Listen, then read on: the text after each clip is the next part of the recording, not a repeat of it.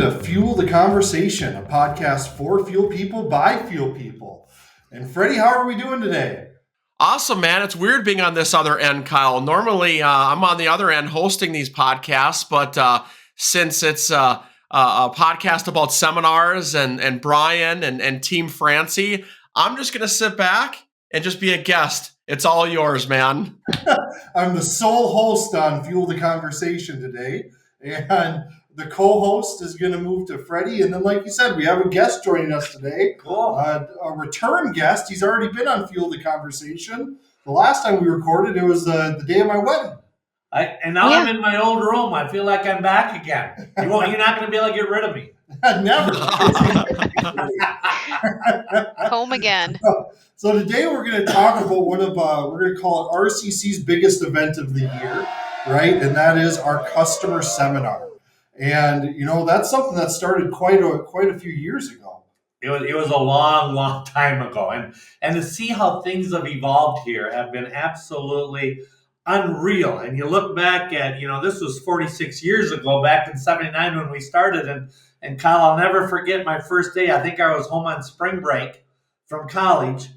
And we started talking about starting up RCC. And what we did is we started in my dad's company, Sheehan's Gas Company.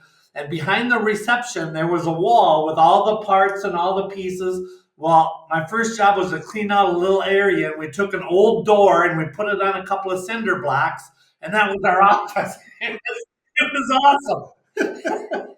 Yeah. We've come a long way with our seminars from that, too. Since then. Long way. Then you built up your user base over the year, and then in 1998, around that time, you decided to go off and go, well, we got to educate these users, right? We've changed so much even in that 20 years of existence of the company. And explain a little on how you came about saying, well, Customer Seminar is going to be the way that we communicate all this. Well, we started out with the software in 79 for my dad and my brother. And with Kevin. Kevin was programming at the time. I was just starting to program.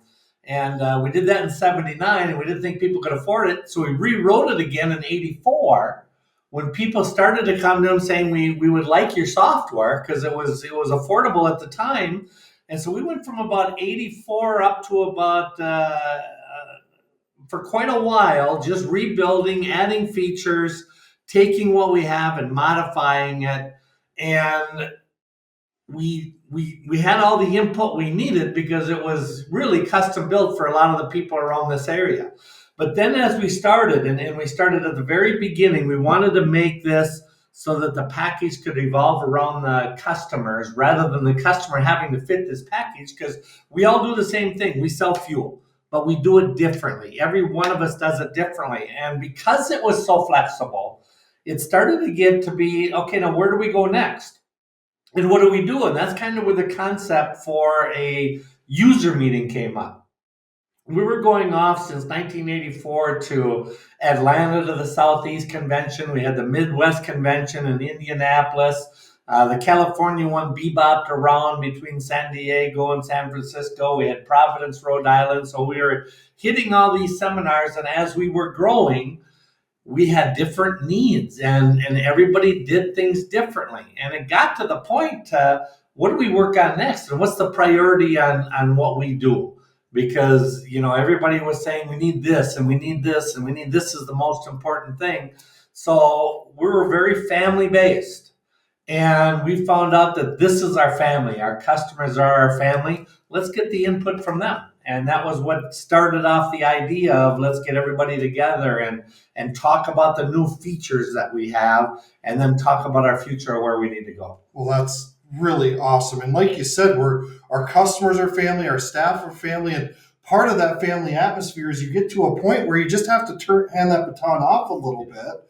And that's where Team FRANCY came in. And Team FRANCY, when did you guys take over the Customer Seminar? From the build-up, from listening to users, to making it this entertaining event that it is today, where it's not just education, it's work hard, play hard, work even harder, and then play a little less hard, right? When did you guys start taking that over? I think it was 2019 in Omaha was our first kind of official inaugural year. I mean, Brian, you still did the agenda and kind of who was doing what, but you were going to be out of pocket a little bit more. And I know you're like, hey, I need help getting that logistics. Like, let's do it in this city, but I don't know where. Why don't you guys do the field work of figuring out this is going to be the location? Okay, this is the time frame.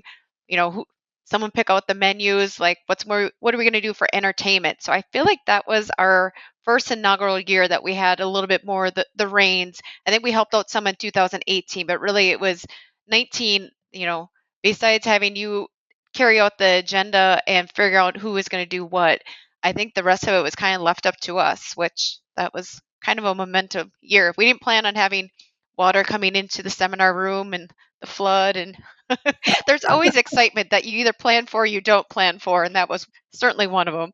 This is when I knew we could do a little better. And don't take this the wrong way, Brian, but we walk into the conference room, and Nancy and I are like, we're there early because we want to come help set things up. And I see Brian off in the distance, sitting down by himself with his, I think it was Diet Mountain Dew probably, and paper and pen. And he was crouched over, and I walked up to him and said, "What are you working on?" And he says, "The agenda." And I instantly started to sweat because I'm like, okay, so he's going to say, "Hey, Fred, would you mind doing a truck maintenance discussion? Would you mind talking about categories? I'm probably going to have you talk about GL a little bit." So like in my mind, I'm like, okay, Freddie, prep for whatever he's going to throw at me because our seminar is T minus about 3.5 hours. And that's when we decided that we got to get this agenda out a little bit quicker. I thought everybody was like me. I do everything by the seat of my pants. And I know I made Barry very, very nervous. And Barry was one of our presenters. And I would never tell Barry what he was going to do. And Barry has to know something at least a couple weeks in advance because he had to have it perfect. But yeah, I'm a little bit of a procrastinator. And you guys have done a wonderful job at taking it from the seat of our pants to this takes a lot of time. It takes a lot of time. It takes a lot of planning. And to be honest, I just didn't have the time to plan. We did what we needed to do. So speaking of agenda and the product itself, that's been kind of a reshift as well, slightly. Part of that was setting the agenda, but the other part of it was talking to Nate and the developers and everyone back home going, "Hey, install this latest update really quick, right? Patch it really quick so you can get around that." And then I remember you saying, "Avoid these certain areas." And sometimes you'd even hit a message, it'd pop up on the screen because it was so cutting edge, everything you showed at the time, that we go, "Avoid this area a little bit," or if it pops up, you just kind of talk right through it. And I think that's something that kind of bled from that procrastination a little bit, but also just where we were at the time. We did that for years, and we kept saying we can't do this next year. As we got the most current release that was cut the night before, and no testing, nothing to be able to do, and we had so many intricate pieces, and everything counted on everything else. And so that whole night we would kind of stay up and we would see what would blow up. Well, you don't say blow up to a gas man. We said what was working and what was not working. And we knew the areas we had to stay away from. We were very careful on it, but we wanted to be able to show people this is what's coming. And that was probably a little bit of a hindrance too, because they're saying, "Well, where is it? I want to use it tomorrow," because it was very cutting edge stuff. But we wanted to get input from them when we did a new enter sales, we did new cash receipt, and a new feature on Remote Plus and communication. It's like we wanted to show them what you're going to have this year. And all of our conventions were very early in the year. They were typically around April. And so that's what we showed. And then we had all summer long to be able to fine tune it, cut it off, saying this is what we have so we could get the releases out in the fall. But man, it was a lot by the seat of our pants. So in Francie, and Nancy has done an amazing job at changing how we communicate to our user base now and allowing us to communicate throughout the year. So it's not, we have to wait till April in order to talk about a new feature we're releasing. We can talk about that all throughout the year and build groups and pods around it. But Team Francie, when do you guys set the agenda now? And when do we decide that this is the version we're walking into seminar with? I think, well, we already start like during that seminar. We're already taking notes down of, okay, everyone really liked this topic, or this topic went, twice as long than what we were planning for, or we decided to make an audible and was something that was really important that we're hearing from the customers that are present and like, no, I want to hear about this. So we're already taking notes at that current seminar, or we're already making notes for next year's seminar, really. So it's already in motion. I'm happy to say that we had everything basically down by end of October, because that way we already know scoping out the team that's going to be there, so we can already start grooming them for, hey, you're going to probably be talking about this topic, or this is what's going to be shared. So because really anyone that's present for the seminar, which I think is also great, is we welcome staff to always hop in and share more, because there are, again, always new cutting things that we not everyone gets a chance of always testing. So it's kind of fun to include the whole team, and it's not just one person. And, we've also expanded that we'd like to have two people up there, because it does seem to be two is better than one. And that way it's a little bit more relaxed and carefree, and we can really share as much as possible during that topic. And I think the customers that are attending or listening virtually really get a good bang for their buck for that time, because we know that it is so important, that time that they're taking away from, internally in their offices. So we want to give them as much valid information as we possibly can. So in having that agenda out there, because we also know that that's really important for customers when they're deciding who from their team are they going to send to seminar this year, who would benefit from being it. So the sooner that we can get that agenda out, I think helps drive our numbers too, for validating, yes, I'm going to be at seminar, I want to be there, I want to see what's happening. And also, so many of them are wanting to just see other customers again, because they too have become friends and family. And I'd like to say something quick to all the current customers that are currently watching this, either streaming it or listening to it. We don't avoid places of RCC because they're going to, sorry for using the term, blow up. It's funny when we were talking about that, because there's a few companies that are going to listen to this and say, I knew it. I knew they avoided certain areas, but yeah, it's come a long way. And in fact, talking about just testing the data, we already have our tech department cloning the machines for our seminar. That means that the data is already ready to go in June. And it's March something. Yes, we'll continue to turn feature switches on and we'll turn on new features, but the data is already prepped for our seminar, because we kind of use it at the expo, which is a few weeks away.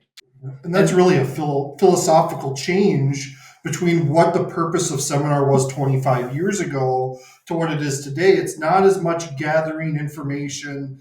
It still is about gathering feedback. We still listen. We still take that in. We determine, what's the next path of RCC. But the customer seminar has really become an educational tool and focused around that education and entertainment because of the communication, other communication aspects we have as a company to gather information on what new things are happening. And the target audience really changed a great deal. We started doing this at the conventions that we were going to, because we were fiscally responsible, and that's where all of our customers were. And we would be bombarded on the showroom floor with our current customers rather than trying to get new customers. And that's the way it is as well. This is a great opportunity for customers to come and see us. But when we first started this back in 1998, they were the owners. And we were targeting things like efficiency reports and how many times you're turning inventory in tanks, the things that could really make them money.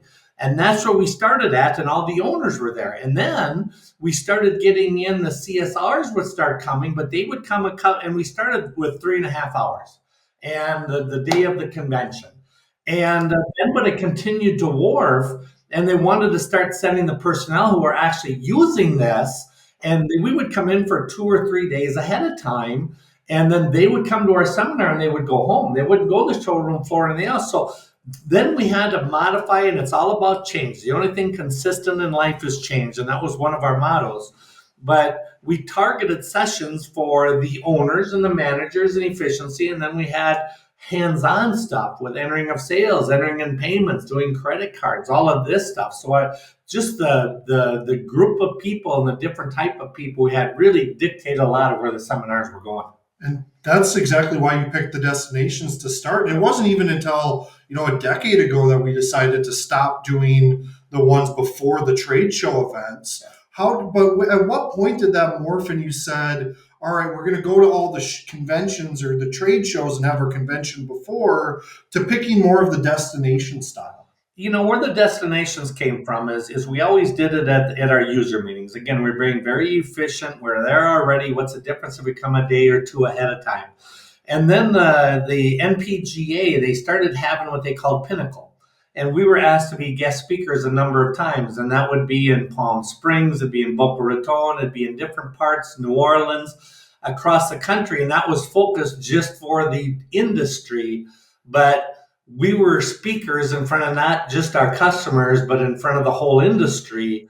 And we always tried to be very generic. This is not something, it's not a sales opportunity. Well, it kind of was, because we got a chance to talk about the great things we do. But it was more like the backup system, and it was routing and scheduling. And we tried to keep it very generic at everything we did.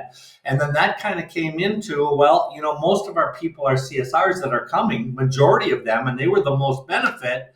It's like, well, let's take this more towards the middle of the United States, or let's take this to a destination where they could bring their family as well. And we targeted it more that way, and it seemed much more efficient to be able to do that, to get the CSRs that break, to be able to come for 2, 3, 4 days, talk about the package and really in-depth stuff. And rather than just coming to conventions, because usually the owner and the CSRs, they couldn't all afford to come at the same time. And we really wanted the CSRs there. Yeah. So Freddie and Nancy, what is our strategy now, today, around picking destinations versus Minnesota? And why do we really like to be in Minnesota as a company when we host our seminar? For us, and the nice thing when it's in Minnesota is obviously the convenience. For this is a time that we're able to engage so much more of our staff, that they can come in for a day and a half. That's probably the time that our customers are going to have a better opportunity of meeting more of our staff that support them day in and day out, and see them face to face, because that is still one of our favorite things, is just being with our customers. I mean, we try to do the best that we can with, like having cameras on, and when we're on customers' machines, and really interacting as possible as we can, so it almost feels like we are sitting right next to them in their desk. But seeing that face to face just opens the doors, that you really get an understanding of where people are coming from. You get to feel their emotions, you get to see their emotions. And so it's just so beneficial for us, that seminar week, to which, yeah, now we're growing to a whole week. I mean, you're talking about 3.5 hours, and now we're thinking like we are 4 full days, and that is And it's still not absolutely enough awesome. time, is it? It's not. Yeah, And no, not we still can't have a hard time fitting it all in. And it's like we have 4 days. I mean, shoot, that's 32 hours that we have in front of our customers, and we still struggle, which that's just the growth of RCC and all the things that we have under this umbrella of a software system, which is awesome. Yeah, and other than Minnesota for shopping, I mean, come on, small America. No, you didn't even mention that one time. I mean, a lot of people love shopping because there's no sales tax on clothes. Our customers come and they like load up on clothes. They bring extra luggage to bring back clothes. It's crazy. But the destination one, I remember when Brian and Sue and myself and a few other people at RCC were talking about how they want to restructure our seminar, and they said, let's pull it away from the expos, because us, Ben, Tom, myself, Nancy, whoever went to these expos, it was exhausting. You did training from Monday, Tuesday, Wednesday, seminar training. And then we got done at noon, and we had to run over to the convention hall, and we had 4 hours to set our booth up in a tuck. I'm sorry, in a suit, not a tux, a suit. And all of a sudden at 4 o'clock, here come all the attendees for the expo. And it was extremely exhausting. And our customers loved it, but we just didn't have enough efficiency way of really getting the message through. So I remember the conversation saying, let's do one seminar a year. Let's focus the expo on expo, and let's focus the seminar on the seminar, because we had like 40 people going to Atlanta, 55 people going to Reno. We always had a good mix, but we said, I bet we can get 100 people in one location.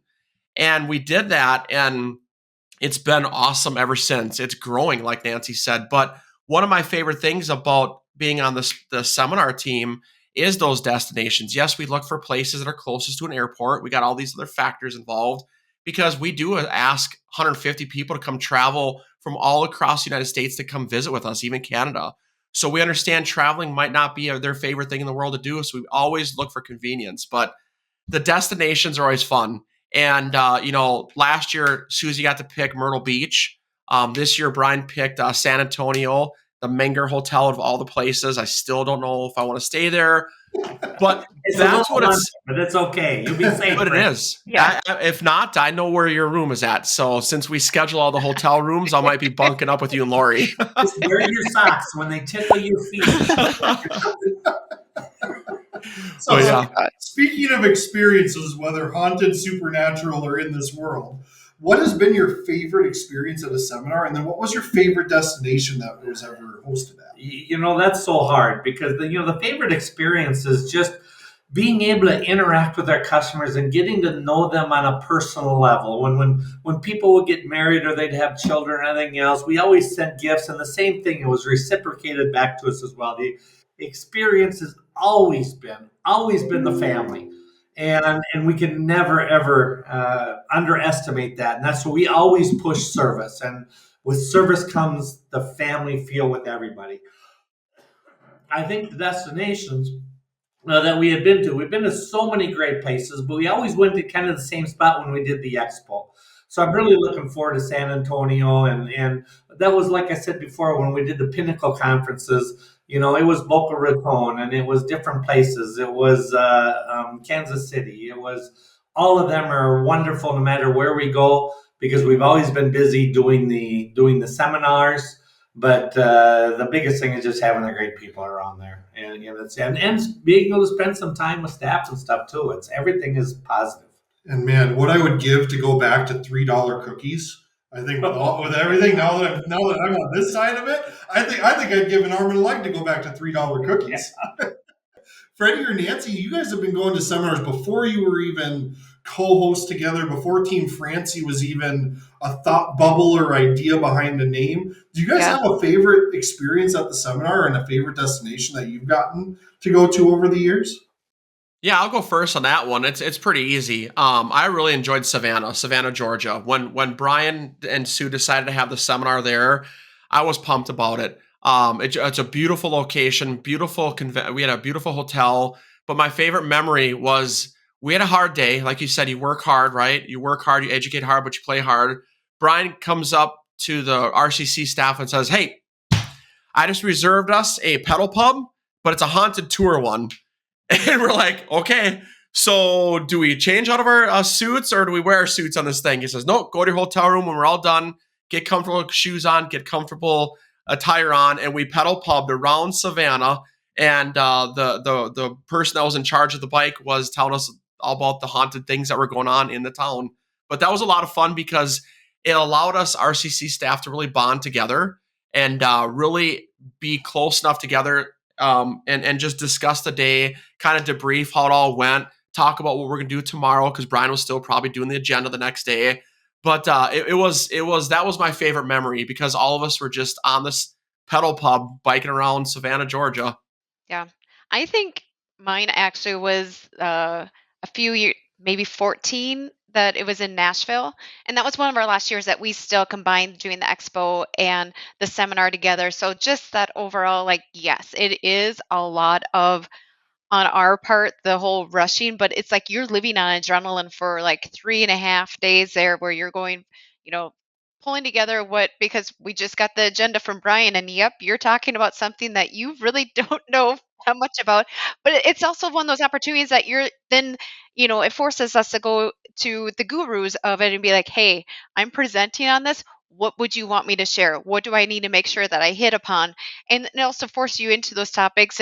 But so many times too, that was where you leaned on your other staff. So not only do I feel like anytime that we're attending these events, it's also really good for us internally because it is this we're leaning on each other and we're working together because we all know what an undertaking it is to pull off. So kind of the ability to live on adrenaline, but I also see that too with so many of our attendees that come to seminars, that this is one of their times that they're able to actually get out and maybe have these longer conversations with other staff, or especially if there's multiple offices, they maybe actually don't see each other besides once or twice a year. So coming to seminars where they actually get to come and hang out and do bonding of their own as a company. So it's just awesome all around. So, final question here. So, it's kind of fun to watch all the dominoes kind of line up throughout the years. And seminar was your way of getting introduced into public speaking. You did public speaking work back in the day, but you were able to kind of fine tune and hone some of your skills doing that. It's amazing where you took that with Lions Clubs. But do you have any final remarks or anything that you'd like to remark on for what you gained from insight into the customer seminar and all the experiences you had? Something that our customers probably do not understand, and I say this in all my talks. I was just in Oregon yesterday, and what the seminars has given back to me has been unbelievable, because honestly, I'm an introvert. I would have rather sat in our rooms and program for 3 or 4 days than go down to the convention floor and talk to people and talk to customers. I know people have a hard time believing that. I led the entire world with Lions Clubs International, and everybody just starts laughing when I say that. But it's given me so much. The user meetings has forced me to be not so much, I still procrastinate, but it's given me organizational skills to be able to say we need to do this and this and this, much like my programming did. But it's very hard for me sometimes to get up and talk. And now I give 3 or 4 seminars every single week, and it's really changed my entire life. And I can't say how grateful I am. I don't take any of that as for granted whatsoever. And I've just enjoyed doing seminars. I love interacting with people. I still like to be a perfectionist. And if you think I'm going to have my speech ready for this upcoming one from San Antonio, forget it. I'm not going to have it done until the night before. So, but at least other people aren't counting on me saying, "What am I going to be talking about tomorrow, Brian?" And so that's what's changed a great deal on it. But the seminars, I just love the interaction with people, and we have fun in doing it. We have fun in the questions. We make things fun. And those days, the days that you guys have in doing this, is because of the what we have within this organization, what we have within RCC, what we have within our customers. We have fun, and we love doing what we're doing. And that makes that day go by so fast. We have a lot of fun in doing it, and all of a sudden, 8 hours, 10 hours are up, and you do the next day, and it just blows by. It's a lot of work, but it's awesome, and that's a fact, Jack. Mm-hmm. I have to say, Brian, that just watching you do these seminars was a huge influence on my life of what we can do. I'm so excited that not only and Nancy has the correct number of the seminar count, but not only is our seminar numbers growing, but every association meeting I go to, benchmarking council meeting I go to, board of director meeting I go to, I have vendors coming up to me saying, "I want to be part of your seminar." And there's some of them like, "You're in direct competition with us." Absolutely not. Like, they're like, "We want to be part of this fun." Like, it's more than just a education session now. It's actually a production of so much more value. And just some quick numbers this year: 15 vendors that are sponsoring our event. We had to stop them. We had to tell people, "No, we're cutting you off." We have 2 media sponsors now, LP Gas and BPN. They asked that they could be our media sponsor. Yep. We have 132 in person. Yep. So and our cutoff is how many, Nancy? 150? 150. So we have 18 seats left. That's it. So if you're watching this right now and you haven't signed up, right here, Vivid will put a nice little link where my finger's at, how to register for the customer seminar. Make sure you sign up, because once we hit 150, unfortunately, we have to shut the doors. I got to register. If you're unsure, COVID made a crazy jump for us too. We live stream the entire event now. Yeah. The ability to get it into every single user. You can, even if you're not going to listen to the entire day, go ahead and get the agenda because it's going to be out to you right now if you want it. I think you can even see the agenda today if Yep, you really it's out want there. it. So you can pick and choose if you're virtual, whether you want to attend or not. It's all recorded, so you have all that information to go back to. Beautiful. Team Yeah. FRANCY, you have done an amazing Yes. job, not only filling the big amount of the big shoes that were left behind for you guys, but growing those 12 sizes larger. So congratulations to you guys. Thank you so much Guys for are starting this, building it to what it was when it was handed off. Yep. Thank you. Yes, thank you. This is all we have for Fuel the Conversation today. As your one and only host with my co-host on Team FRANCY, he's going to say he wasn't hosting today, but he did an amazing job as a guest. Thank you all for joining Fuel the Conversation, and everybody Thank have you, a guys. wonderful, wonderful day. I cannot wait to see you all in San Antonio. I am so excited. It'll be fun. Thank you. Thanks, All right. guys. Bye now.